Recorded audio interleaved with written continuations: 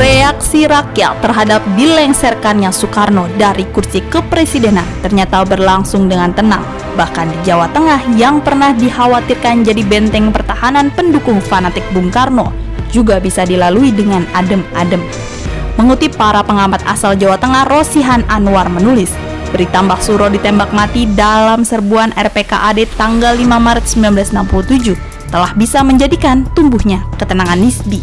Mbah Suro alias Mulyono Suro Diharjo adalah pendiri Padepokan Nginggil di Desa Menden, daerah perbukitan di tengah hutan jati tepi Bengawan Solo, di perbatasan Kabupaten Blora, Jawa Tengah dan Ngawi, Jawa Timur.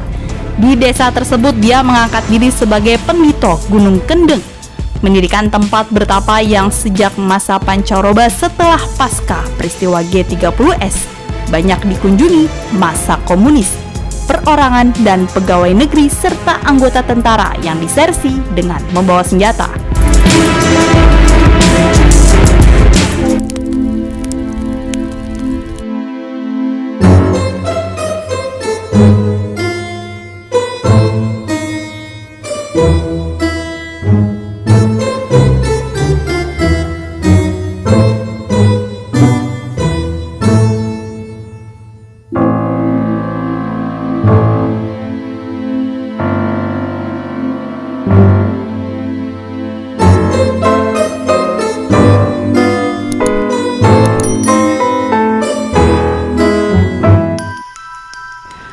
Pasca 1965, perburuan terhadap anggota atau simpatisan PKI terjadi di mana-mana. Sangat jarang anggota PKI yang sanggup memberikan perlawanan.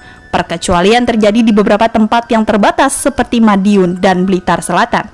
Selebihnya, para anggota PKI dan simpatisannya maupun yang dituduh dengan mudah ditangkap. Sebagian dipenjara dan dibuang ke Pulau Buru, sisanya diburu sampai mati dan dihabisi.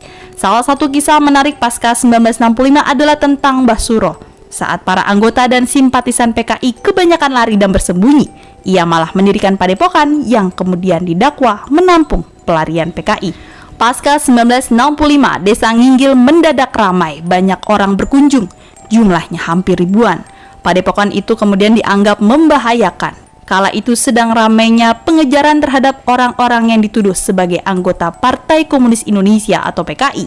Diperkirakan Padepokan Mbah Suro juga didatangi pelarian PKI. Kelompok Mbah Suro menurut Sugiarso Surojo dalam Siapa Menabur Angin Akan Menuai Badai tahun 1988 berani memproklamasikan kembalinya PKI pada tanggal 3 Maret 1967 dengan menetapkan Suradi, anggota CDB Jawa Timur sebagai cantriknya dengan dibantu beberapa anggota ex-PKI lainnya seperti Mulyono, Legi, Sioto, Kobra, dan Suyitno. Di dalam kelompok Mbah Suro ada juga mantan Angkatan Bersenjata Republik Indonesia atau ABRI. Beberapa pucuk senjata berhasil dibawa mantan-mantan ABRI itu. Dalam kelompok Mbah Suro itu terdapat beberapa pasukan yang dinamai macam-macam seperti Banteng Wulung dan Banteng Sarinah. Mbah Suro berkhotbah kepada semua pengikutnya, dua raja di Jawa sedang bertarung. Raja tua pasti menang terhadap raja muda. Siapapun yang memihak Mbah Suro sebenarnya memihak raja tua. Orang-orang komunis jelas ingin memanfaatkan Padepokan Nginggil sebagai basis gerilya serta tempat latihan militer masa pendukung Soekarno. Melihat perkembangan Padepokan Mbah Suro ditunggangi oleh PKI, Panglima Kodam 7 Diponegoro memerintahkan penutupan padepokan itu. Pangdam terpaksa memerintahkan agar penutupan dilakukan dengan jalan kekerasan karena segala upaya jalan damai yang ditempuh telah menemui jalan buntu, tulis Hendro Subroto. Tetapi ketika tentara mulai menyerbu dan menembakkan peluru-peluru tajam, Mbah Suro yang katanya kebal beserta pengikut-pengikutnya berjatuhan ke tanah. Tidak ada tenaga supernatural yang dia punyai dapat mencegahnya bergabung dengan kameratnya, DN Aidit, di Walhalla. Maka secara simbolis Orde Lama berakhir dengan matinya Mbah Suro, seorang dukun tampan berusia 40-an tahun, pendukung raja tua. Kini raja muda telah mengambil alih kekuasaan sebagai pejabat presiden. Dari resimen para komando Angkatan Darat atau RPKAD, Letnan 2 Sintong Panjaitan hendak ikut dalam penyerbuan Mbah Suro yang terkenal sakti itu.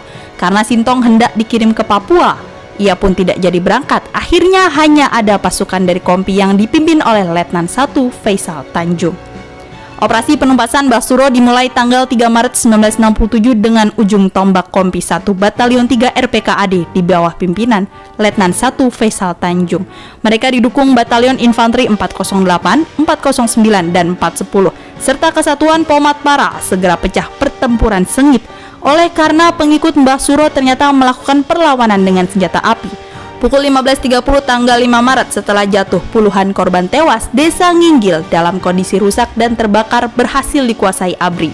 Buku dengan tajuk Mbah Suro Nginggil tahun 1967 melukiskan, akhirnya Mbah Suro menyerahkan diri kepada RPKAD dan langsung dihadapkan kepada Komandan Kompi. Sebelumnya dia dilucuti dari semua jimatnya, setelah ditelanjangi dia diminta memakai sarung. "Betulkah kamu kebal?" tanya Letnan Tanjung. "Ah, tidak Pak, itu kan hanya kata orang," jawab Mbah Suro. "Katanya tahun 1968 kamu bakal menang." "Tidak betul Pak, itu juga kata orang." Letnan Tanjung menukas, "Kamu sendiri kan juga mengatakan." Mbah Suro menjawab, "Boten kok Pak, kulo tiang saya." "Tidak Pak, saya ini orang baik-baik." Pukul 17.45 pasukan RPKAD meninggalkan Nginggil karena tugasnya telah bisa diselesaikan dengan baik.